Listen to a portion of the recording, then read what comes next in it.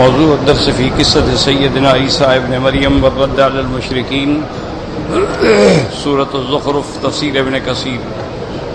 الحمد للہ رب العالمین والصلاة والسلام علی اشرف الانبیاء وسید المرسلین سیدنا محمد وعلى آلہ واصحابہ اجمعین۔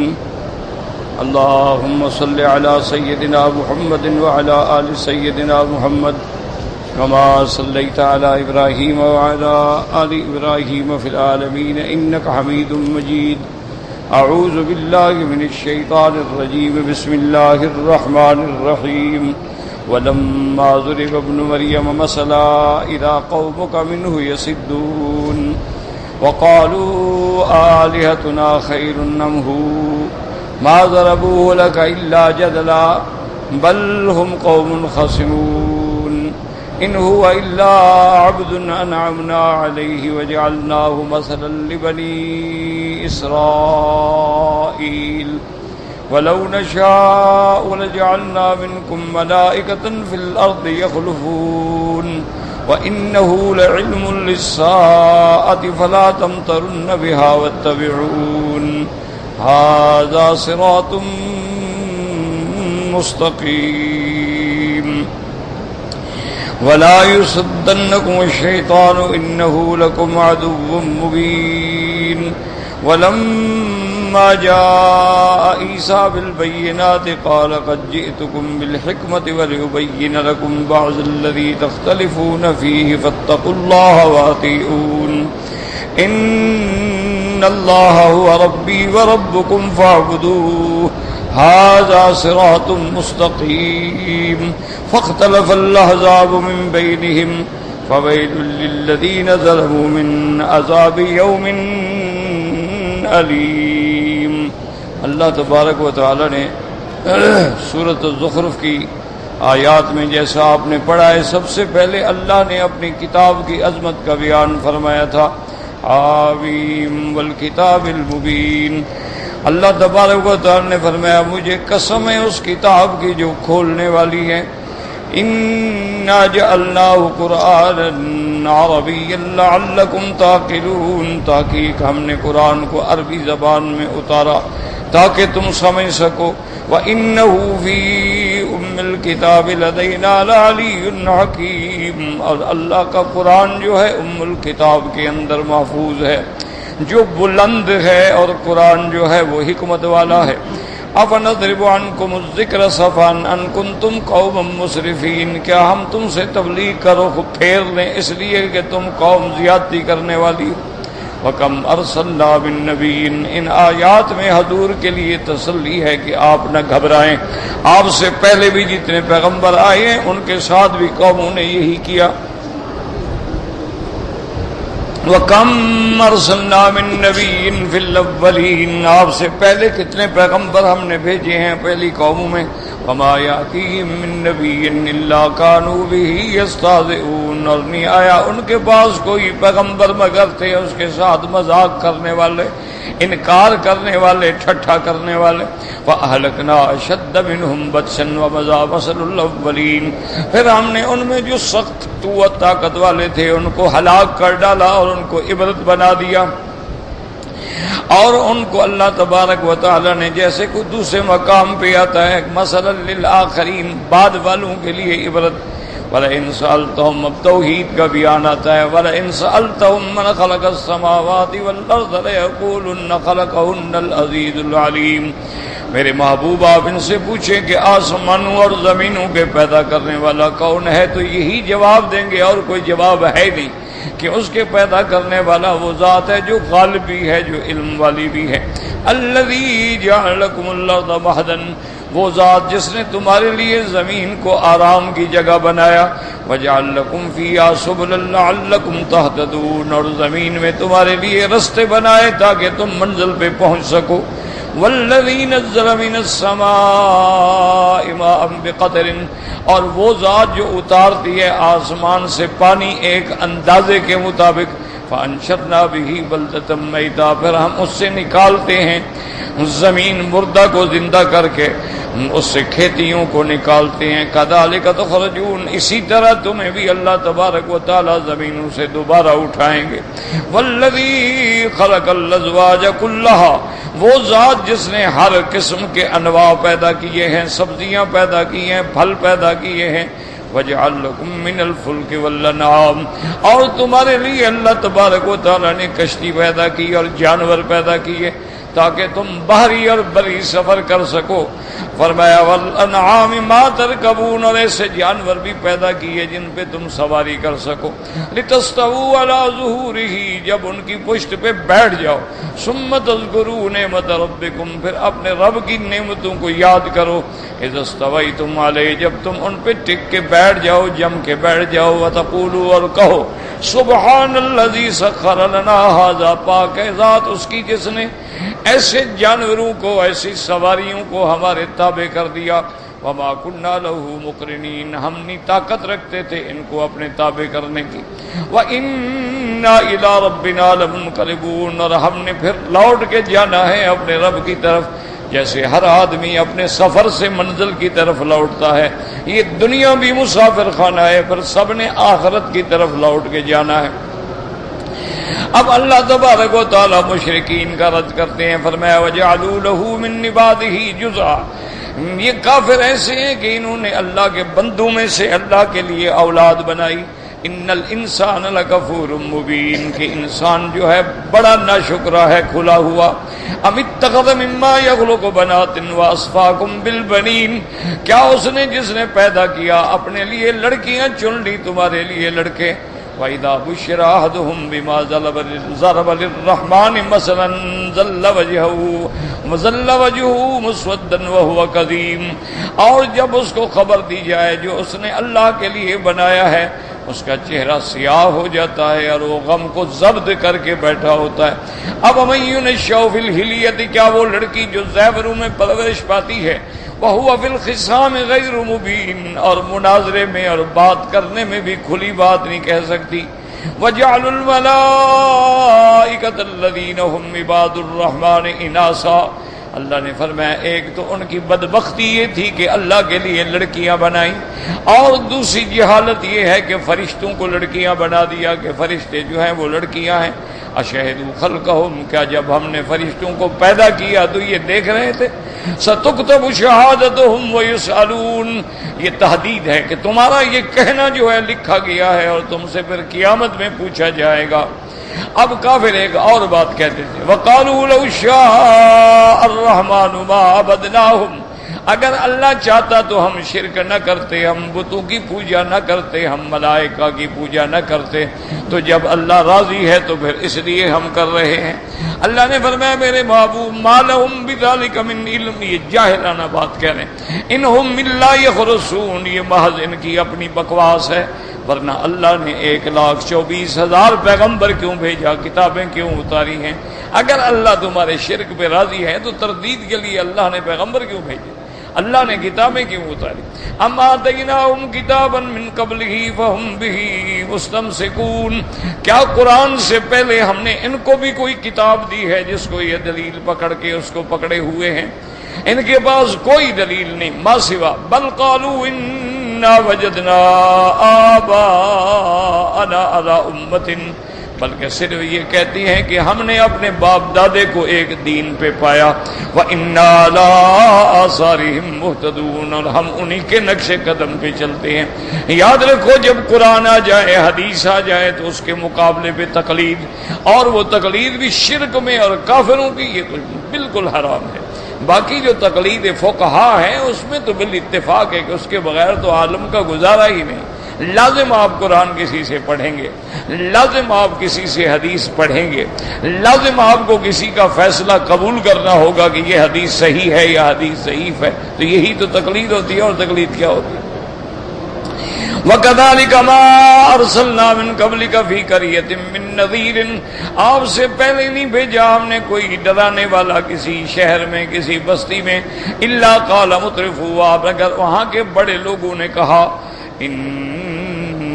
إِلَّا قَالَ مُتْرَفُوهَا إِنَّا وَجَدْنَا آبَاءَنَا عَلَىٰ أُمَّةٍ وَإِنَّا عَلَىٰ آثَارِهِم مُقْتَدُونَ، وہاں کے بڑے لوگ جو تھے انہوں نے انکار کیا، انہوں نے کہا ہم اپنے باپ دادے کے دین پہ چل رہے ہیں، ہم اسی کی پیروی کرتے ہیں، تمہاری بات نہیں مانتے۔ پیغمبروں نے بتلایا قال اولو جئتکم بأہدىٰ مما وجدتم علیہ آباءکم، کہ اے ظالمو اگر ہم تمہیں اس سے بہتر راستہ بتائیں، قالوا انا بما ارسلتم به کافرون، تو وہاں کے لوگ کہنے لگے کہ نہیں، آپ کو جو کچھ دے کے بھیجا گیا ہم اس کا انکار کرتے ہیں۔ اللہ نے فرمایا جب وہ اس ضد میں آ گئے کہ ہدایت بھی ہو راستہ بھی ٹھیک، پھر بھی ہم نہیں مانتے، فانتقمنا منہم، پھر ہم نے ان سے بدلہ لیا۔ فانظر کیف کان عاقبۃ المکذبین، میرے مدنی آپ دیکھیں کہ پھر ان تکذیب کرنے والوں کا انجام کیا ہوا۔ قوم عاد پہ نظر ڈالیں، قوم سمود پہ نظر ڈالیں، قوم لوط پہ نظر ڈالیں، قوم موسیٰ علیہ السلام پہ نظر ڈالیں، قوم نوح علیہ السلام پہ نظر ڈالیں۔ اب اللہ نے اس کے بعد حضرت ابراہیم کا قصہ بیان کیا کہ اگر باپ دادے کے رستے پہ چلنا ہے تو ابراہیم کے رستے پہ چلو۔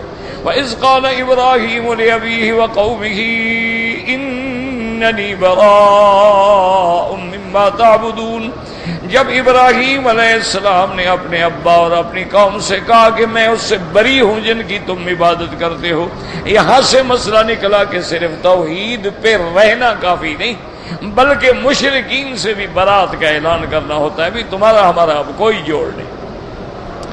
الا الذی فطرنی، مگر وہ جس نے مجھے پیدا کیا، فإنہ سیہدین، اور وہی مجھے ہدایت دیں گے، وجعلھا کلمۃ باقیۃ فی عقبہ، اور انہوں نے اسی کلمہ توحید کو اپنے اولاد میں نسلوں میں بھی باقی رکھا، لعلہم یرجعون، تاکہ یہ لوگ جو ہیں اللہ کی طرف لوٹ آئیں۔ بل متعت ہؤلاء وآباءہم، اللہ فرماتے ہیں ہم نے ان کو اور ان کے باپ دادوں کو دنیا میں کچھ زندگی گزارنے کا موقع دیا، حتیٰ جاءہم الحق ورسول مبین، جب ان کے پاس حق آیا، کتاب آئی، قرآن آیا اور کھول کے بیان کرنے والا پیغمبر۔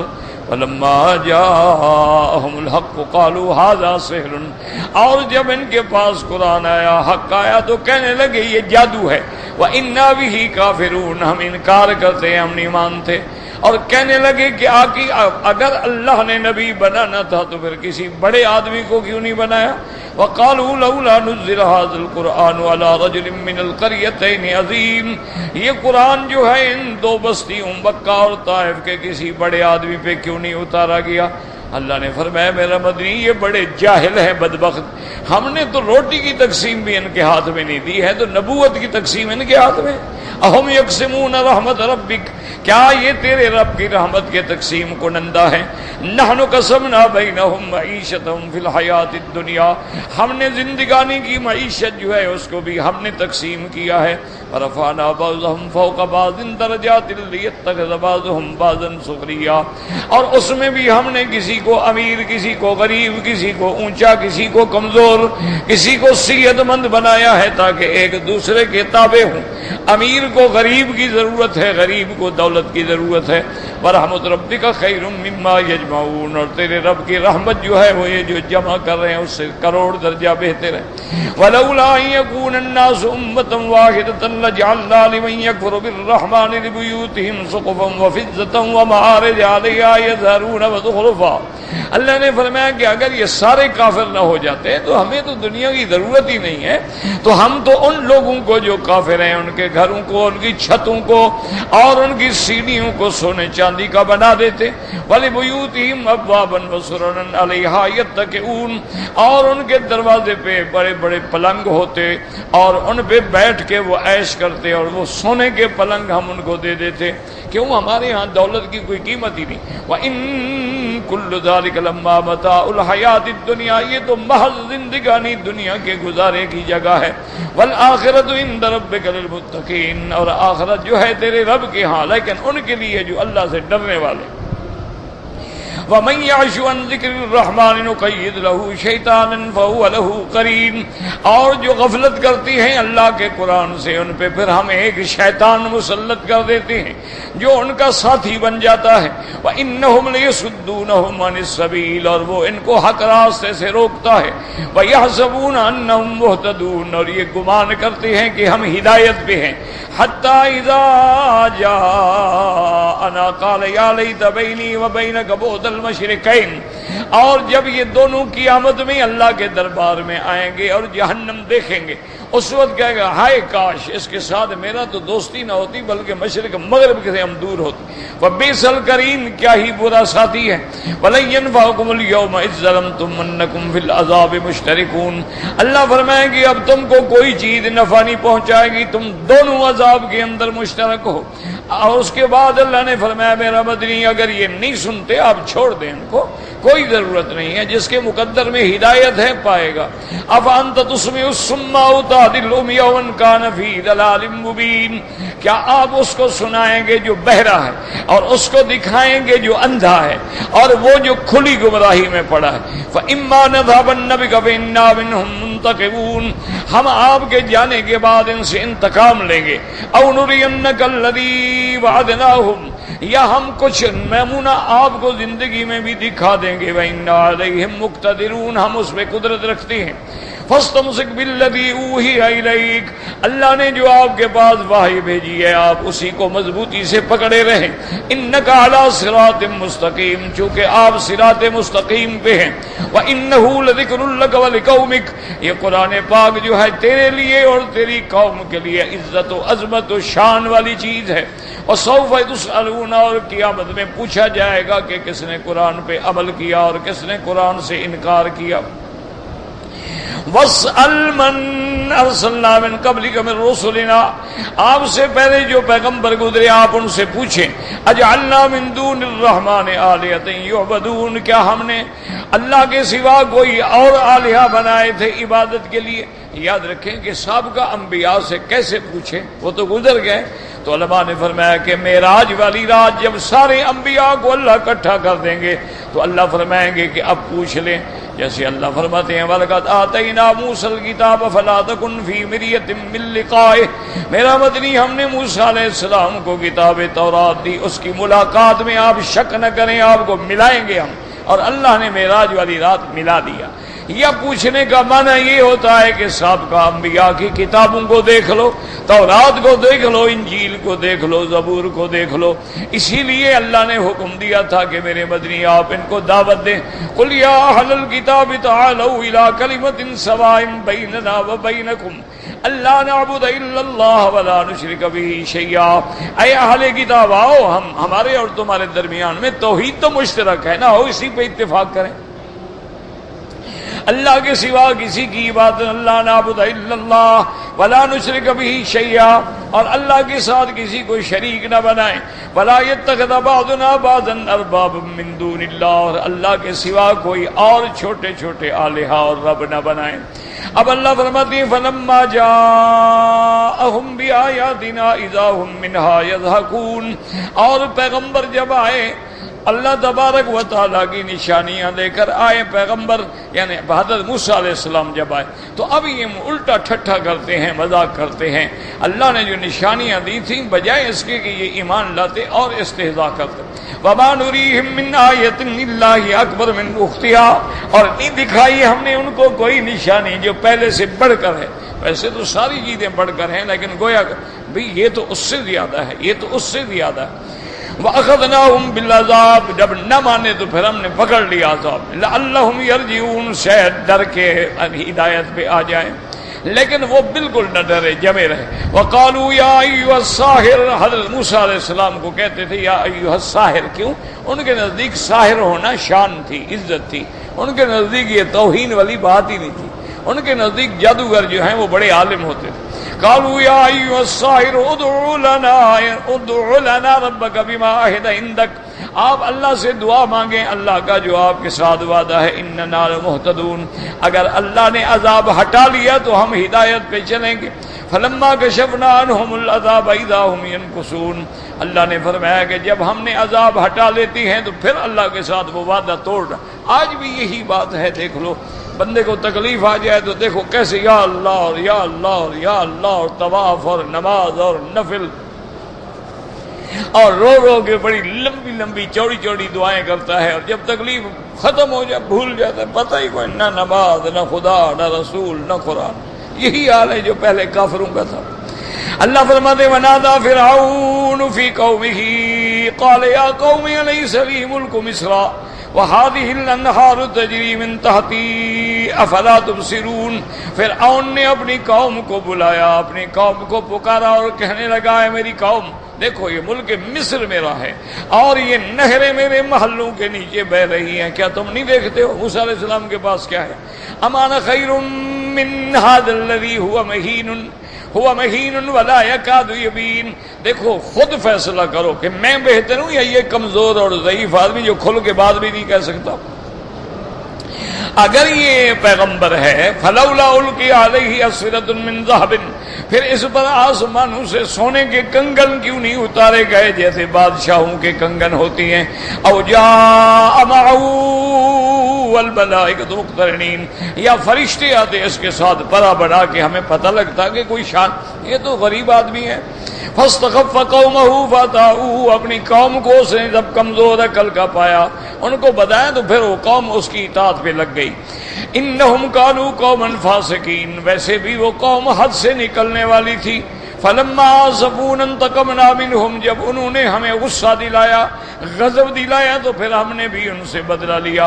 فاغرقناہم اجمعین، پھر ہم نے سب کے سب کو غرق کر دیا۔ فجعلناہم سلفا ومثلا للآخرین، ہم نے ان کو ایک گزری بسری قوم بنا دیا اور آنے والوں کے لیے عبرت کا نشان بنا دیا۔ ان آیات کے بعد آج جو سبق میں ہم نے آیتیں پڑھی ہیں، سیدنا ابراہیم علیہ السلام، سیدنا موسیٰ علیہ السلام، ان کے بعد اب قصہ ہے سیدنا عیسیٰ علیہ السلام۔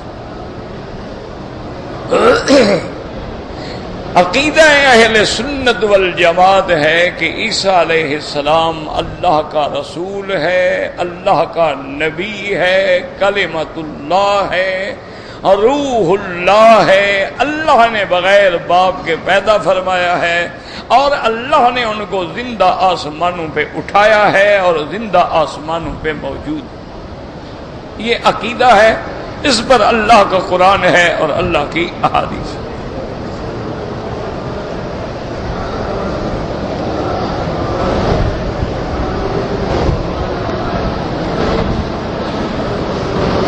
دو قسم کے لوگ تھے، ایک قوم تو یہ کہتی تھی کہ حضرت عیسیٰ علیہ السلام کو قتل کر دیا ہے، ایسے یہودی ہیں دشمن تھے،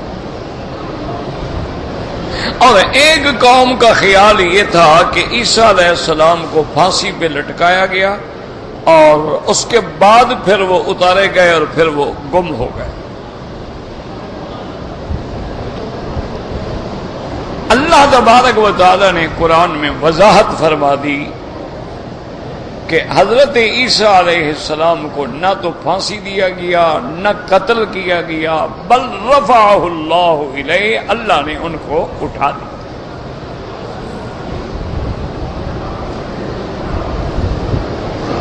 باقی دنیا میں باطل فرقے پیدا ہوتے رہتے ہیں، جیسے قادیانی ہے، اس نے بھی ایک عقیدہ گھڑا تھا کہ عیسیٰ علیہ السلام فوت ہو گئے ہیں اور ان کی قبر جو ہے وہ کشمیر میں ہے۔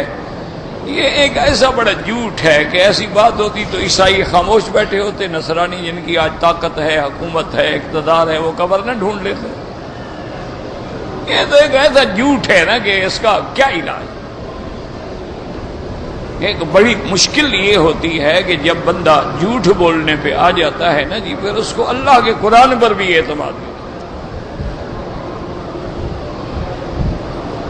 اسی لیے قادیانیوں نے ایک دفعہ ایک بڑا فتنہ کھڑا کیا تھا، انہوں نے کہا جی ہمیں قرآن میں یہ دکھاؤ کہ اللہ نے ان کو آسمان کی طرف اٹھا لیا ہے۔ مقصد یہ تھا کہ جیسے پہلے کافر کہتے تھے نا جی کہ معجزہ ہمیں وہ دکھاؤ جو ہم کہتے ہیں، معجزہ تو نہ ہوا نہیں، یہ تو پھر بلیک میلنگ ہوئی۔ اچھا ایک آدمی کہتا ہے جی مجھے یہ دکھاؤ، یہ کہتے نہیں یہ دکھاؤ، یہ کہتے نہیں یہ دکھاؤ، یہ کہتے نہیں یہ دکھاؤ، پھر تو خدا اور نبی مخلوق کے تابع ہو گئے۔ وہ جنہوں نے ماننا ہے، اللہ نے جو معجزات دیے ہیں مان لو، نہیں ماننا ہے نا مان۔ اب کہنا کہ جی لفظ آسمان دکھاؤ کہ اللہ نے ان کو آسمانوں کی طرف اٹھا لیا،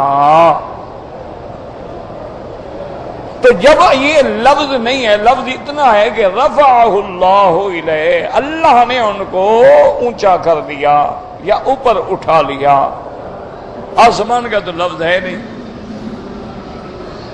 یہ باطل کی ایک پرانی عادت ہے، جب وہ نہ ماننے پہ آئے نا پھر اپنی طرف سے الفاظ بناتے ہیں اور مجبور کرتے ہیں کہ اللہ بھی یہی لفظ کہے جو میں کہہ رہا ہوں۔ حالانکہ دیکھیں ایک بڑی کھلی سی بات ہے، واضح بات ہے کہ اللہ نے فرمایا ہم نے ان کو اٹھا لیا، اور پھر قرآن اترا حضرت محمد مصطفیٰ پہ صلی اللہ علیہ وسلم۔ تو اب ہم حضرت محمد مصطفیٰ صلی اللہ علیہ وسلم سے پوچھ لیں کہ آقا آپ فرمائیں کہ اٹھانے کا کیا مطلب ہے؟ آپ کی شان اونچی کر دی یا حقیقتاً آسمانوں پہ اٹھا لیا؟ تو قرآن کی شرح جب حضرت محمد مصطفیٰ بیان کر دیں تو اس کے بعد بات ختم ہو گئی۔ اب حضور پاک نے فرمایا کہ نہیں، ان کو اللہ نے آسمانوں پہ اٹھا لیا، وہ آسمانوں پہ زندہ موجود ہیں اور پھر وہ اتریں گے۔ تو قرآن سے اوپر جانا معلوم ہو گیا، حدیث سے اترنا معلوم ہو گیا، بات پکی ہو گئی۔ اب شک کا کیا مانا؟ پھر حضور نے صرف یہ بھی نہیں فرما دیا کہ اتریں گے، بس پتہ نہیں کہ جیسے آدم علیہ السلام اترے تھے بھی پتہ نہیں کہاں اترے تھے، کوئی کہتا ہے سرندیپ میں اترے تھے، کوئی کہتا ہے ہند میں اترے تھے، کوئی کہتا ہے دیبل میں اترے تھے، کوئی کہتا ہے عرفات میں اترے تھے، بہرحال اترے ہوتے، لیکن قرآن نے جگہ نہیں بتائی اور نہ کسی پیغمبر نے جگہ بتائی کہاں۔ لیکن یہاں تو حضور نے جگہ بھی بتا دی کہ لَيَنزِلَنَّ عِيسَىٰ ابن مریم عَلَىٰ مِنَارَةِ شَرْقِيَّةٍ بَيْضَاءَ دمشق، کہ دمشق میں مسجد کے مینارے پر جو شرقی جانب میں ہوگا اس پہ حضرت عیسیٰ علیہ السلام اتریں گے، جگہ بھی بتا دی۔ پھر یہ بھی بتا دیا کہ ان کے دونوں ہاتھ جو ہیں فرشتوں کے کندھے پہ رکھے ہوئے ہوں گے، اور فرمایا کہ یقطر من شعرہ ماء، اور آپ کے بالوں سے پانی ٹپک رہا ہوگا، معلوم ہوگا کہ عیسیٰ ابھی ابھی جنت سے غسل کر کے آ رہے ہیں اور وہ پانی گر رہا ہے، اور وہ اس حالت میں مسجد میں آئیں گے کہ جماعت کھڑی ہو چکی ہوگی اور امام مصلی پہ ہوگا۔ جب عیسیٰ علیہ السلام اتریں گے تو امام پیچھے ہٹنے لگے گا، تو حضرت فرمائیں گے اللہ رسل کا نہیں، مصلی پہ کھڑے رہو، میں نبی بن کے نہیں آیا، میں تو امتی ہوں محمد الرسول اللہ کا صلی اللہ علیہ وسلم۔ اتنی بڑی وضاحت کے بعد اگر کوئی عقل کا اندھا کہے میں نہیں مانتا تو کیا علاج ہے؟ اب حضرت عیسیٰ ابن مریم کا یہ بھی بتا دیا کہ وہ امام کے پیچھے نماز پڑھیں گے، اور اس کے بعد یہ بھی فرما دیا کہ عیسیٰ علیہ السلام کیا کیا کریں گے۔ فرمایا انہو یکسر الصلیب، کہ سب سے بڑا جو ان کا صلیب صلبوت ہے جس کی یہ پوجا کرتے ہیں نصرانی، ان کو بھی توڑیں گے اور ان کی قوت کو بھی مٹائیں گے۔ یقتل الدجال، دجال کو بھی حضرت عیسیٰ ابن مریم قتل فرمائیں گے۔ اور حضور نے یہ بھی فرمایا کہ دجال کو ڈھونڈتے ڈھونڈتے پہنچیں گے باب لد، شام کے علاقے میں ایک دروازہ ہے، جیسے بڑے بڑے شہروں کے دروازے ہوتے ہیں، تو اس دروازے کا نام ہے باب لد۔ فرمایا کہ اس مقام پہ آ کر آپ دجال کو پکڑیں گے، اور دجال ذلیل کا یہ عالم ہوگا کہ جب عیسیٰ علیہ السلام کو دیکھے گا یذوب کما یذوب الملح فی الماء، وہ ایسے گل جائے گا جیسے نمک پانی میں ڈالو تو پانی میں نمک گل جاتا ہے۔ اور حضور نے فرمایا پھر وَيَضَعُ الْجِزْيَةَ، جزیہ بھی ختم فرما دیں گے۔ پہلے تو تھا نا جی کہ اسلام لے آؤ، اگر اسلام نہیں لے آتے ہو ٹھیک ہے پھر ہمارے ٹیکس گزار بن جاؤ، ہم تو ہمارے تابع ہو جاؤ، ہم تمہاری حفاظت کریں گے۔ حضرت عیسیٰ علیہ السلام فرمائیں کہ جزیہ ختم، یا اسلام لاؤ یا تلوار۔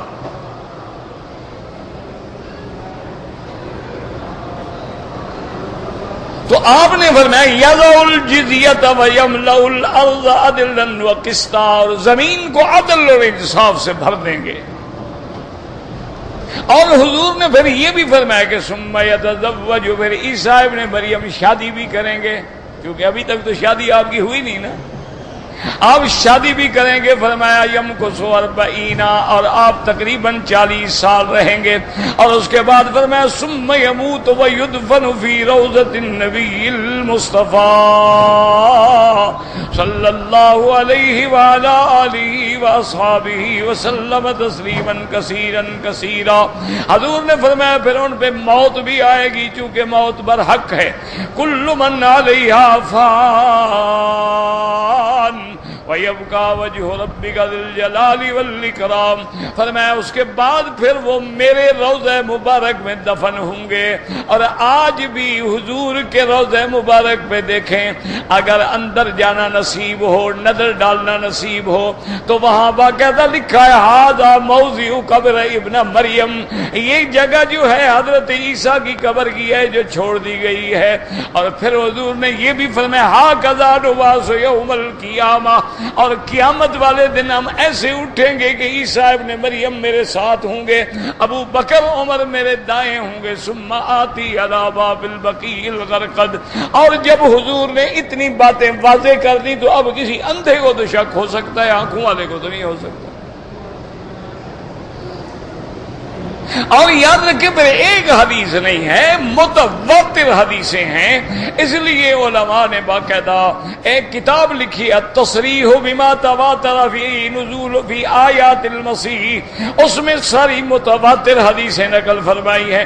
تو قرآن سے جانا بھی ثابت، حدیث سے آنا بھی ثابت ہے۔ پھر حضور کا قیامت سے پہلے معراج والی رات میں بھی لکھا ثابت ہے، آسمانوں پہ بھی لکھا ثابت ہے، اور زمین میں بھی لکھا ثابت ہے۔ جب اتنا بڑی پکی بات ہو تو اس کے بعد آدمی شبہ کرے تو کسی کا کیا علاج ہے؟ اس لیے یاد رکھیں ہمیشہ کہ عیسیٰ ابن مریم جو ہیں یہ بنو اسرائیل کا آخری پیغمبر ہے، اور عیسیٰ ابن مریم جو ہیں ان کا وجود بھی قیامت کے آنے سے پہلے قیامت کی علامت ہے۔ اور اسی طرح علماء نے فرمایا کہ ان کا خود پیدا ہونا جو ہے وہ بھی قیامت کی علامت ہے، کہ اگر اللہ بغیر باپ کے حضرت عیسیٰ کو پیدا کر سکتے ہیں، بغیر ماں باپ کے آدم کو پیدا کر سکتے ہیں، بغیر کسی عورت کے مرد سے بی بی حوا کو پیدا کر سکتے ہیں، تو تمہیں دوبارہ قبر سے پیدا نہیں کر سکتے؟ تو کیا مشکل کیا ہے اس کے لیے؟ جس ذات نے آدم کو پیدا کیا اور کوئی نہ ماں ہے نہ باپ ہے، جس نے عیسیٰ کو پیدا کیا باپ نہیں، جس نے حوا کو پیدا کیا ماں نہیں، جس نے ملائکہ کو پیدا کیا کچھ نہیں، نور سے پیدا کر دیا، جس نے جنوں کو پیدا کیا تو آگ سے پیدا کر دیا، تو وہ جب چاہے گا تمہیں بھی دوبارہ اٹھا لے گا، اس کے آگے کیا مشکل ہے؟ تو اس لیے حضرت عیسیٰ کا آنا جو ہے یہ علامت کی قیامات، علامات قیامت میں، جیسے حضور نے فرمایا نا کہ بڑی بڑی جو علامتیں ہیں، آپ نے فرمایا خروج الدابۃ من جبل الصفا، جبل صفا پہاڑی سے ایک جانور نکلے گا، یتکلم بندوں کی طرح بات کرے گا، فرمایا یہ بھی علامات قیامت میں سے ہے۔ اور اسی طرح حضور نے فرمایا یاجوج و ماجوج وہ بھی نکلیں گے، من کل حدب ینسلون، ہر پہاڑی سے اتریں گے اور جہاں گزریں گے ہر چیز کھا جائیں گے، یہ بھی علامات قیامت میں سے ہے۔ اور اسی طرح فرمایا خروج یا دجال، دجال بھی ظاہر ہوگا اور ساری دنیا کا دورہ کرے گا، اور اللہ اس کو ایسی ایسی طاقتیں دیں گے، زمین کو کہے گا کہ خزانے باہر نکالو تو زمین سونا چاندی اگل دے گی، دریاؤں کو کہے گا کہ رک جاؤ تو دریا رک جائیں گے، اور خشک دریاؤں کو کہے گا چل پڑو تو چل پڑیں گے۔ تو دجال کے پاس بھی اس استدراجی قوتیں ہوں گی، فرمایا دجال بھی ظاہر ہوگا، اور انہی علامات میں حضور نے فرمایا کہ عیسیٰ ابن مریم بھی اتریں گے، اور انہی علامات میں حضور نے فرمایا کہ ایک آگ بھی نکلے گی جو تم کو لے کے چلے گی پھر محشر کی طرف۔ یہ علامات قیامت ہیں۔ تو عیسیٰ علیہ السلام کا وجود جو ہے آخری نبی ہے بنو اسرائیل کے، اور آسمانوں میں زندہ موجود ہیں، اور سب سے بڑے گواہ اللہ کا قرآن ہے اور زبان محمد مصطفیٰ۔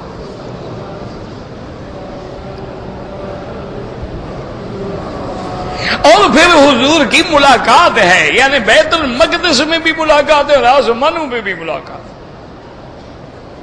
اس سے بڑی گواہی کیا ہو سکتی ہے کہ حضور پاک نے خود دیکھا، خود ملے، بات ہوئی۔ تو اب جناب یہ ہے کہ جھگڑا یہ پیدا ہوا، ان آیات جو ہم نے آج پڑھی ہیں نا، اس میں 3 واقعے ہیں، یاد رکھو۔ ایک واقعہ تو یہ تھا کہ ایک دن میرے آقا نے رحمت دو عالم نے صلی اللہ علیہ وسلم نے فرمایا جتنا ہو سکے نا درود شریف پڑھا کرو، غفلت نہ کیا کرو، جتنا ہو سکے، وضو ہے نہیں ہے، چلتے پھرتے اٹھتے بیٹھتے ہر وقت حضور پہ درود بھیجا کرو۔ جو آدمی جتنا زیادہ درود پڑھے گا نا، اللہ اس کی ساری مشکلیں حل کر۔ وظیفے پوچھتے ہو نا، ایک صحابی نے بھی حضور سے پوچھا تھا، اس نے کہا یا رسول اللہ صاحب میں مختلف اوراد پڑھتا ہوں، مختلف یعنی آیات پڑھتا ہوں، قرآن پڑھتا ہوں، سورتیں پڑھتا ہوں، اللہ کے نام پڑھتا ہوں، اور چوتھا حصہ وقت کا جو ہے مثلا 4 گھنٹے میں وظیفے پڑھتا ہوں، 1 گھنٹہ درود شریف پڑھتا ہوں، 3 گھنٹے جو ہے باقی اور میں ضد نہیں تو میرے درود کے لیے وقت بڑھاؤ۔ اس نے کہا اچھا حضور اب آئندہ میں ایسا کروں گا کہ آدھا وقت درود شریف، آدھا وقت باقی سارے وظیفے، اور میں ضد اور بڑھاؤ۔ اس نے کہا اچھا حضور اب ایسا کروں گا کہ 3 حصے وقت کے درود پڑھوں گا، 1 حصے میں سارے وظیفے پڑھوں، اب میں اور زیادہ کرو۔ تو نے کہا حضور پھر باقی وظیفے پڑھوں گا ہی نہیں، صرف درود شریف ہی پڑھوں گا ہر وقت۔ اور میں اذن یکفی ہمک و غمک، اللہ تیرے سب ہم غم دور کر دیں، اس سے بڑا وظیفہ کوئی ہے؟ لیکن کیا کریں، لوگوں کو پیر وظیفہ بتا دیں نا، ایک ٹانگ پہ کھڑا ہو کے قبرستان میں پڑھنا ہے، وہ پڑھیں گے۔ حضور محمد مدنی جو بتا دیں وہ ان کو یاد ہی نہیں ہوتا۔ ان کو کوئی پیر بتا دے نا جی، کوئی علم غلم بتا دے، کوئی ان کا پیسے شیسے بھی لوٹ جائے اور کہے وظیفہ پڑھنا ہے اور قبرستان ہو اور پرانا ہو، اندھیری رات ہو، اور ایک ٹانگ پہ کھڑا ہو کے 1.25 گھنٹہ جو ہے نا یہ لفظ پڑھنا ہے، اور خیال کرنا تمہیں بلائیں نظر آئیں، ڈرنا شرنا نہیں، میں جو پیر فکر نہ کرو تمہاری حفاظت پہ حصار بنا کے بیٹھا ہوں۔ اور بے وقوف کسی کو آدھے گھنٹے کے لیے کھڑا کر دو، اس کو اب یہی بلائیں نظر آنی شروع ہو جائیں گی۔ تجربہ کر لو، کسی کو آنکھیں بند کر کے ایک ٹانگ پہ کھڑا کر دو، دیکھو بلائیں نظر آتی ہیں نہیں آتی۔ اس میں کیا پیری فقیری ہے، دھوکہ ہے، فریب ہے، فراڈ ہے، قوم ہے بیچاری پاگل ہو کے بھاگ رہی ہے۔ فلاں بندہ جو ہے جی اسم اعظم کا عامل ہے، 100 روپیہ بھیج دو، اسم اعظم کا طویل بھیج دوں۔ اور بدبخت جب تمہارے پاس اسم اعظم ہے، لوگوں سے 100 روپیہ کیوں جمع کر رہے ہو؟ اسم اعظم تو معنی ہی یہ ہوتا ہے کہ جو مانگو مل جائے، پھر تمہیں بھیک مانگنے کی کیا ضرورت ہے کہ لوگوں سے 100 روپے اکٹھے کرو؟ لیکن لوگ ہیں جاہل ہیں، بھیج رہے ہیں، بھیج کیا کریں آپ؟ تو اس لیے ہمیشہ یاد رکھیں کہ سب سے بڑی نعمت جو ہے وہ درود پاک ہے، اور جتنا درود شریف زیادہ پڑھو گے نا انشاءاللہ دنیا میں بھی حضور کی اتباع سنت اور زیارت، اور قیامت میں شفاعت اور قرب محمد مصطفیٰ نصیب صلی اللہ علیہ وعلی آلہ وصحبہ وسلم۔ تو ایک دن حضور نے فرمایا لا خیر فیہ من یعبد من دون اللہ، جن کی اللہ کے سوا عبادت کی گئی ان میں کوئی خیر نہیں، کوئی بھلائی نہیں۔ تو کافروں کو موقع مل گیا، دشمن تو انتظار میں کھڑا ہوتا ہے نا۔ انہوں نے کہا اچھا جن کی اللہ کے سوا عبادت کی جائے ان میں کوئی بھلائی نہیں، تو لوگوں نے تو عیسیٰ علیہ السلام کی بھی عبادت کی ہے، لوگوں نے عزیر علیہ السلام کی بھی عبادت کی ہے، ملائکہ بھی عبادت، ان میں بھی کوئی بھلائی نہیں۔ یعنی ایک اعتراض، حالانکہ جہالت۔ اور دوسری بات یہ آئی ہے کہ اللہ نے قرآن اتارا، انکم وما تعبدون من دون اللہ حسب جہنم۔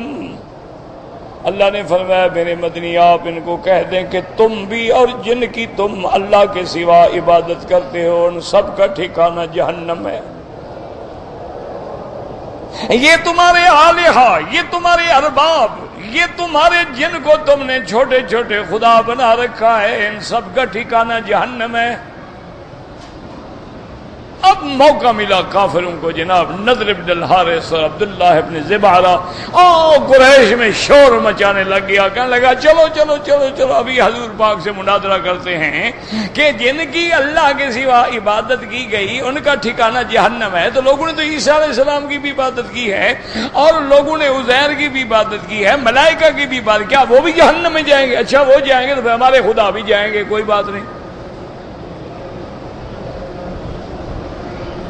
تو یہ وجوہات ہیں جن پہ اللہ نے یہ قرآن اتارا ہے کہ جب ہم عیسیٰ ابن مریم کی مثل بیان کرتے ہیں تیری قوم چیختی ہے، شور مچاتے ہیں۔ یاد رکھو اللہ کا فرمان بھی حق ہے، میرے محبوب کا فرمان بھی حق ہے کہ جن کی اللہ کے سوا عبادت کی گئی۔ اب وہ دو قسمیں، بعض تو پتھر ہیں، جمادات ہیں، درخت ہیں، تو ان کے تو جہنم میں جانے کا کوئی شبہ ہی نہیں۔ اچھا بعض انسان ہیں یا ملائکہ ہیں، اگر وہ اپنی عبادت پہ راضی ہیں اور لوگوں کو کہتے ہیں کہ ہماری عبادت کرو، پھر ان کو بھی اللہ جہنم میں ڈالیں گے۔ اور اگر وہ راضی ہی نہیں ہے تو پھر ان کا کیا قصور ہے؟ جیسے دیکھو نا جی آج کل جاہل جا کے بزرگوں کی قبروں پہ سجدہ کرتے ہیں، کوئی مائی کا لال جرت کرے کہ ان بزرگوں کی کتاب میں دکھا دے انہوں نے کہا ہو کہ میری قبر پہ آنا اور سجدہ کرنا۔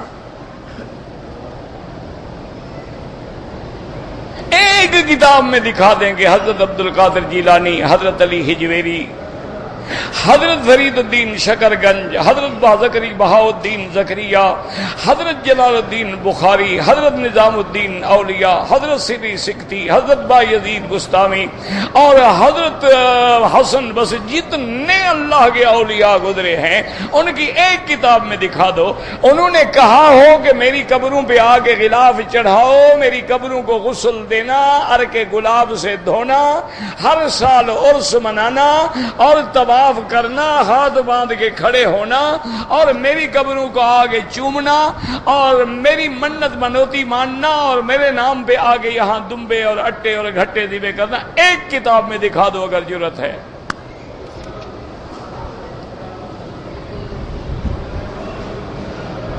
یاد رکھو یہ سب اللہ کے اولیاء بری ہیں، جیسے عیسیٰ علیہ السلام بری ہیں، جیسے اللہ کے فرشتے بری ہیں، جیسے حضرت عزیر بری ہیں کہ قیامت میں عیسیٰ علیہ السلام کہیں گے مولا آپ جانتے ہیں میں نے کبھی ان کو نہیں کہا کہ مجھے خدا مانے، ما قلت لهم الا ما امرتنی به، میں نے ان کو وہی کہا جس کا آپ نے مجھے حکم دیا ہے، ان اعبدوا اللہ ربی و ربکم، کہ خالص میرے رب کی اور تمہارا جو رب ہے اس کی عبادت کرو۔ میرا مولا آپ جانتے ہیں، آپ کے آگے چھپی ہوئی نہیں ہے یہ بات۔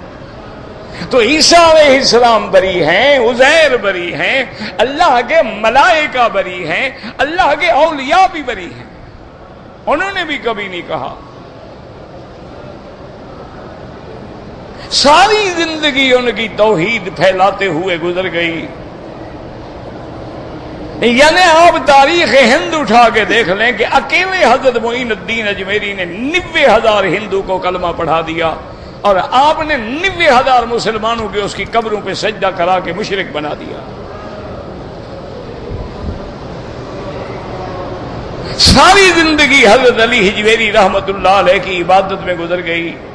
حضرت عبد القادر جیلانی مسلکن حنبلی المسلک تھے، یعنی جو مکے کے علماء کا فقہی مسلک ہے وہی حضرت امام احمد ابن حنبل کا ہے، اور ان کی ایک سے ایک اعلیٰ کتاب ہے جو توحید پہ اور سنت پہ ہے۔ لیکن وجہ کیا تھی کہ آپ نے ساری زندگی شرک اور بدعت کو مٹایا، ساری زندگی رفض اور شیعہ کے خلاف کام کیا، تو انہوں نے آپ کی کتابوں کے اندر اپنی روایات کو داخل کر کے قوم کو دھوکہ دیا کہ یہ حضرت نے فرمایا اور یہ حضرت نے فرمایا اور یہ حضرت نے فرمایا. حضرت نے کبھی نہیں فرمایا. جیسے آج کل ہیں آپ دیکھ رہے ہیں ماشاءاللہ مسلمان ہیں جناب معراج شریف منائیں گے, جھنڈیاں لگائیں گے, بتیاں جلائیں گے, جشن منائیں گے, اور جو شریک نہ ہو وہاں بھی منکر ہے نبی کا. ان کو یعنی آپ یقین کریں ساری دنیا کے مولوی اکٹھے کرو نا, ایک حدیث نہیں صحیح ثابت کر سکتے کہ معراج کب ہوا ہے. یہ جو 27 رجب کی بات ہے تو ایسے مشہور بات ہے, کوئی واقعات نہیں. بعض صحابہ کہتے ہیں کہ نہیں, آپ کی ولادت بھی ربیع الاول میں ہے, وفات بھی ربیع الاول میں ہے, اور معراج بھی ربیع الاول میں ہے.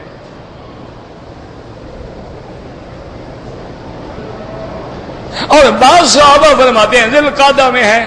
وجہ کیا ہے؟ اللہ نے چھپا دیا. اللہ جانتے تھے نا کہ لوگ آئیں گے بدعت کریں گے, اچھا ہے چھپا دو. اگر صحیح بتا دیتے تو خدا جانے پتہ نہیں یہ اور کتنے جلوس نکالتے.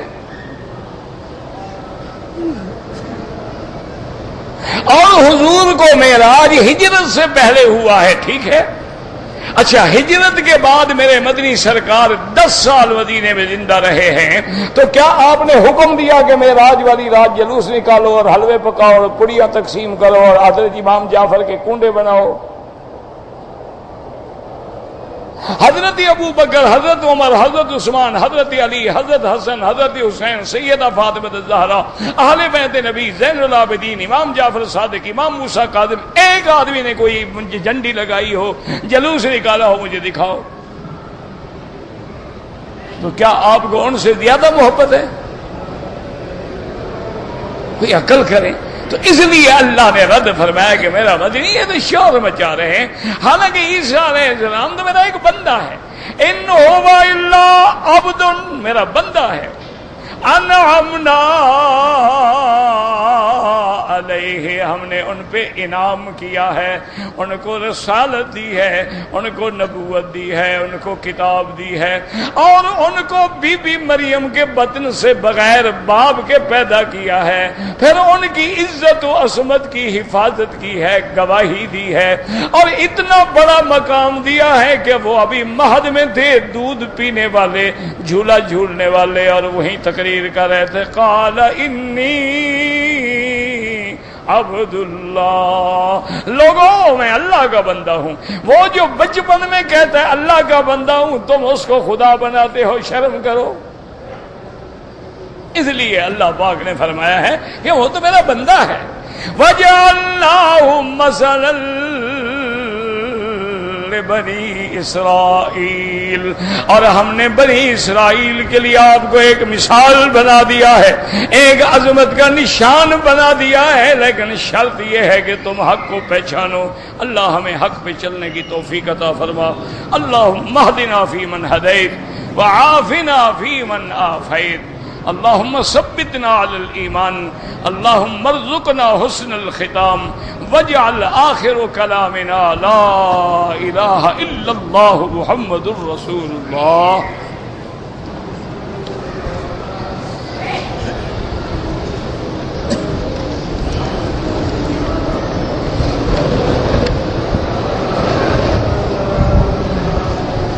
کہتے جی کہ جب حضرت عیسیٰ فرماتے ہیں اتریں گے تو امام کی اقتداء میں نماز پڑھیں گے, وہ بھی مقلد ہوں گے. تم سے بڑا جاہل بھی دنیا میں کوئی ہے؟ نبی بھی مقلد ہوتا ہے؟ اتنے بڑے جاہل ہو تم. آدمی یا مجتہد ہوگا یا مقلد ہوگا, نبی تو نبی ہوتا ہے. خدا کا خوف کرو, کیوں جاہل بن گئے ہو؟ اتنا بغض آ گیا آپ کو مقلدین سے کہ اب انبیاء پر بھی حملے کرنے لگ گئے. عیسیٰ نبی ہے, وہ امام کے پیچھے. اب حضور نے جو عبد الرحمن بن عوف کے پیچھے ایک نماز پڑھی ہے, حضور نے حضرت ابو بکر کو حکم دیا مصلی پہ کھڑے ہو جاؤ, پھر حضور ابو بکر کے مقلد ہیں. خدا کا خوف کرو. کہاں تمہاری وجہ یہ ہے, یاد رکھو, جس نے بھی ائمہ سے دشمنی کی اللہ نے اس کا عقل چھین لیا ہے, وہ ہمیشہ ٹھوکریں کھاتا رہے.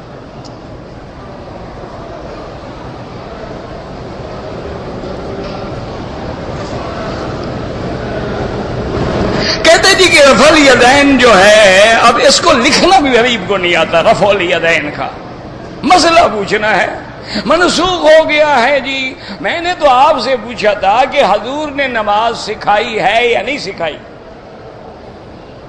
بھائی نماز پڑھنا حضور پاک نے سکھایا نا کہ بھی امام کیا کرے، مقتدی اذا کبر فکبروا، امام تکبیر کہے تم تکبیر کہو، وہ رکوع کرے تم رکوع کرو، وہ سجدہ کرے تم سجدہ کرو، اور وہ جب کہے غیر المغضوب علیہم ولا الضالین تو تم کیا کہو؟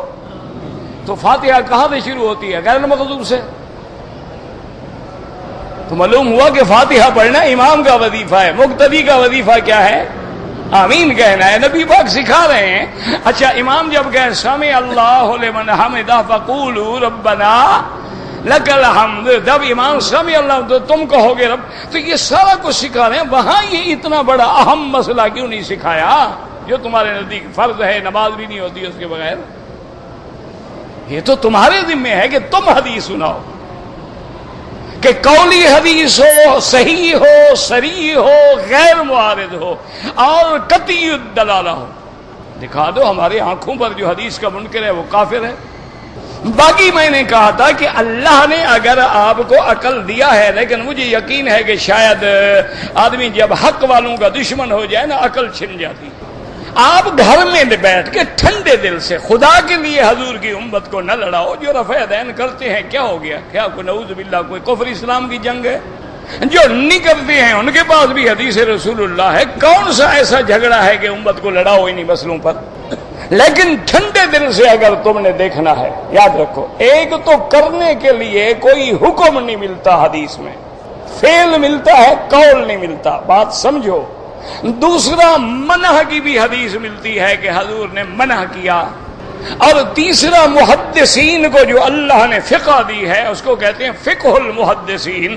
اب آپ امام ترمذی ہیں، نسائی ہے، ابن ماجہ ہے، ابی داؤد ہے، گھر میں جا کے یہ ساری کتابیں کھولو، رفع یدین کرنے کا باب پہلے باندھا ہے، نہ کرنے کا بعد میں باندھا ہے۔ تو یہ فقہ ہوتی ہے محدثین کی کہ بعد میں وہی بات باندھتے ہیں کہ پہلا حکم ختم ہو گیا۔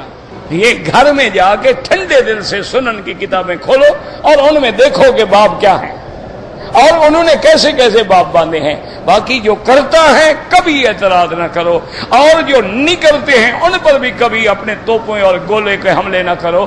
اللہ حضور کی امت کو ملائے، اور خدا تمہیں ملانے کی توفیق دے، نہ کہ لڑانے کی توفیق دے کہ فروعی مسائل پہ حضور کی امت کو لڑا رہے ہو۔ اللہ اس حکومت کو جزا دے، یہ بیچارے کوشش کریں کہ پورے عالم کو اکٹھا کریں، مکالمہ بین المذاہب کرائیں۔ یہ کوشش کر رہے ہیں کہ جو اہل مذہب کے درمیان میں بوجھ ہے اس کو ہم دور کر دیں، اور حضور کی امت کا جو اعتدال ہے اسی پہ امت کو لیں، اور ہم لڑانے پہ کھڑے ہیں۔ کیا کریں آپ؟ کہتے جی کنڈے بنانا حرام ہے، یہ تو ہم مانتے ہیں، لیکن کوئی آپ کے ہمارے گھر میں بھیج دے تو ہم کیا کریں؟ حرام آپ کے گھر میں بھیج دے، شراب بھیج دے، پی لو گے؟ جب کہہ رہے ہو حرام ہے تو بات ختم ہوگی، بھیج دے، پھر بھیج دے تو نکل جاؤ۔ بھائی ادھر کہہ رہے ہو حرام ہے، جب حرام ہے تو حرام جب گھر میں آئے نکل جاؤ، اس کو واپس کر دو ان کو کہ یہ حرام ہے، نہیں کھاتے ہم، تاکہ ان کو بھی محسوس ہو، اور جب وہ کہیں کیوں حرام، ان کو کہو دکھاؤ امام جعفر صادق کا قول، آپ نے حکم دیا ہو کہ 22 رجب کو کنڈے بناؤ، تم حضرت معاویہ کی وفات پہ دشمنی کر رہے ہو سیدنا معاویہ کی، کوئی امام جعفر صادق کا قول نہیں ہے، اور جو حضرت معاویہ کی وفات پہ خوشی کرے وہ کیسے مسلمان ہو سکتا ہے؟ یہ میں نہیں کہتا، بلکہ حتیٰ کہ احمد رضا خان جیسا آدمی جو بریلویوں کا سب سے بڑا تھا، اس نے بھی کتاب میں لکھا ہے کہ بھئی قاضی ایاز کی جو شرح لکھی گئی ہے اس میں لکھا ہے انہوں نے کہ جو آدمی سیدنا معاویہ سے دشمنی کرے انہو کلب من کلاب جہنم، وہ جہنم کے کتوں میں سے ایک کتا ہے۔ کہتے جی کہ گھر میں لوگوں کو دعوت دے کر یاسین پڑھوائیں، تم خود کیوں نہ پڑھو جناب، سارا کام کرائے پہ کرانا ہے نا، تمہیں کوئی تکلیف ہے، گھر والے اکٹھے بیٹھ کے خود پڑھو، لوگوں کو بلا کے پڑھوانے کا کیا معنی ہے؟ تراویح کی نماز میں علماء کا اختلاف ہے، بعض علماء کہتے ہیں کہ عورت عورتوں کو پڑھا سکتی ہے، لیکن اکثر علماء اس کے بھی خلاف ہے، وہ کہتے ہیں عورت حرم میں آئے، مسجد میں آئے، پڑھے، مردوں کے پیچھے کھڑے ہو کے۔ میں نے 2001 میں عمرہ کرنے آیا تھا، احرام میں نے مسجد عائشہ سے باندھا، لیکن آپ کہاں سے تشریف لائے تھے یہ تو نہیں لکھا آپ نے۔ اگر باہر ملک سے آئے تھے تو دم پڑ گئی کہ آپ میقات سے گزر کے مکے میں آ گئے۔ کہتے جی کہ اگر ہم غسل کرتے ہیں تو داڑھی کے بال گرتے ہیں تو گرنے دو، جو اللہ نے لکھا ہے جو مر گیا وہ گر گیا، گرتا ہی وہی ہے جو مر گیا ہو، زندہ بال تو کبھی نہیں گرتا، زندہ بندہ کھڑا ہو کبھی گرا ہے؟ جب مر جائے گا تو گر جائے گا۔ میں پاکستان سے ڈپٹی کے لیے آیا تھا جدہ کے کسی جگہ، پھر 2 مہینے وہاں رہا، بعد میں عمرہ کیا، کوئی دم نہیں۔ آپ آئے ڈپٹی کے لیے تھے اور وہ بھی جدے میں، مکے میں تو آنے کی نیت ہی نہیں تھی۔ کہتے ہیں جی کہ حجر اسود پر بوسہ دینے میں بڑی دنگا مشتی ہوتی ہے، بالکل نہ کریں، اسلام نے تو بتا دیا ہے کہ بوسہ دو یا اشارہ کرو، بس کیوں لڑتے ہو، دور سے اشارہ کرو، اللہ اکبر۔ میرا کام 2 بجے رات کو ختم ہوتا ہے، فجر کی نماز میری رہ جاتی ہے، ڈپٹی تو نہیں رہتی، خدا کی ڈپٹی رہ جاتی ہے۔ ماشاءاللہ بڑا اچھا مسلمان ہو بھی تم بھی، شرم کرنا چاہیے، 2 بجے رات تک ڈپٹی دیتے ہو، وہاں تو پلک نہیں جھپکتی، خدا کی نماز کے لیے تیری آنکھ نہیں کھلتی۔ اگر کوئی آدمی مکر و فریب سے حاصل کرے پیسہ تو اس میں زکات دے، وہ تو ہے حرام، حرام میں کیا زکات دے گا، سارا لے دے غریبوں کو۔ عمرہ کرنا مفردہ حضور سے ثابت، بالکل ثابت ہے جناب، مفردہ ثابت ہے، حضور نے جیرانہ سے مفردہ کیا ہے، حضور نے عمرۃ القضاء مفردہ کیا ہے۔ مفردہ کا لفظ تو آ گیا لیکن کتابیں نہیں پڑھی شاید آپ نے۔ ہمارے گاؤں میں بیماری، اللہ شفا عطا فرمائے، میں نے عمرہ کیا، صفا مروانی دوڑا، باقی کیا کیا تھا تم نے؟ ماشاءاللہ جناب، صفا مروانی دوڑے، سر مڈا دیا، کپڑے پہن لیے، ایک بکری دم پڑ گئی کہ واجب چھوڑ دیا۔ میری 2 بیٹیاں ہیں، اللہ سب بیٹیوں کے رشتے آسان فرمائے، جن کے گھروں میں بھی بیٹیاں ہیں اللہ ان سب کو رحمت، خیر، مودت والے رشتے نصیب فرمائے۔ ویسے یاد رکھیں بزرگوں نے لکھا ہے اور میرا ایمان ہے، کیونکہ اللہ کا بھی حکم ہے کہ للہ الاسماء الحسنی، اللہ کے نام ہیں، ان سے اللہ سے مدد پکڑو، یا جامع یا لطیف، یا جامع یا لطیف، یہ 111 دفعہ یا جتنا ہو سکے، اس کی ماں بھی پڑھے، وہ بچی بھی پڑھے، باپ بھی پڑھے، انشاءاللہ چند دنوں میں رشتہ ہو جائے گا۔ کہتے جی جو لوگ داڑھی کاٹتے ہیں وہ بھی گناہ گار ہیں، لیکن اللہ ان کو توفیق دے، رکھی تو ہے نا، اب دعا کرو اللہ پوری بھی کر دے۔ بھائی فصل کاشت تو کر دیا ہے نا، مصیبت تو ان پہ ہے جن نے ابھی بیج بھی نہیں ڈالا، اس بیچارے نے فصل تو لگا دیا ہے نا، اب دعا کرو بڑھ جائے۔ رویا صالحہ جو ہے نبوت کا ایک حصہ ہے، بالکل ٹھیک ہے، چونکہ حضور نے بھی نبوت سے پہلے کیا دیکھا تھا؟ رویا، اور رویا کون دکھاتا ہے؟ اللہ۔ نبوت کون دیتا؟ ایک جز ہے، لیکن جز کو کل نہیں کہا جاتا۔ ایک بندے کی ٹانگ پڑی ہو، آپ کبھی یہ نہیں کہیں گے بندہ پڑا ہے۔ کہتے جی ایک حدیث آتی ہے سنت رفولیت، چلو سنت ہوئی نا، اب عشاء سے پہلے بھی 4 رکعتیں پڑھنا سنت ہے، نہ پڑھو تو کیا ہو جائے گا؟ تو بڑا جھگڑا تو تم یہی ڈھونڈ کے لائے بس۔ اگر کوئی رشتہ دار ہمیں ادھار پہ رقم نہ دیں تو بینک سے لے سکتے ہیں، حرام ضروری کھانا ہے، یعنی جب حلال نہ ملے حرام کھانا شروع کر دو، کوئی موت آ رہی ہے، نہیں ملتا قرضہ، نہ ملے نہ لو، بڑا کام نہیں ہو سکتا، مزدوری کر کے روٹی کھاؤ، ضروری ہے کہ حرام کھانا ہے۔ عصر کی نماز کے بعد کہتے ہیں جی گھر کی صفائی کرو تو نحوست ہوتی ہے، ماشاءاللہ۔ اچھا عصر کے بعد اگر کوئی بچہ پیدا ہو اس کو بھی اٹھا کے باہر پھینک دو، منحوس ہوگا؟ کوئی عقل کرو، خدا کا خوف کرو۔ جو سب سے مبارک وقت ہے یعنی جمعہ کے دن جو گھڑی مستجاب ہے، حدیثوں میں آتا ہے اس کا وقت ہی عصر سے لے کر مغرب کے درمیان میں، یہ تو رحمت کا وقت ہے۔ میری اپنا بیوی کو احرام کی حالت میں پتہ نہیں کیا لگ گئی ہے، خون کا چھوٹا سا دھبا لگ گیا ہے، کوئی کچھ نہیں ہوتا ہے۔ کہتے ہیں جی کہ ماں باپ اگر اپنی اولاد کو بلا وجہ تنگ کریں کہ ہمیں زیادہ دو، بچوں کو بیوی کو کم دو، آپ عدل کرو، جتنا بیوی بچوں کا حق ہے ان کو دو، جتنا والدین کو ضرورت ہے ان کو دو، آپ انصاف کریں، ظلم نہ کریں۔ یہ نہیں کہ بیوی بچوں کا حق مار کے ماں باپ کو دے دو،